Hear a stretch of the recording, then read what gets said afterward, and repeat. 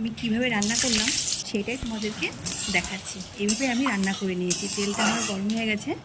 গোটা গরম মশলা, তেজপাতা, শুকনো লঙ্কা, জিরে ফোড়ন দিয়ে একটু ভেজেই দিয়ে দিয়েছি পেঁয়াজ।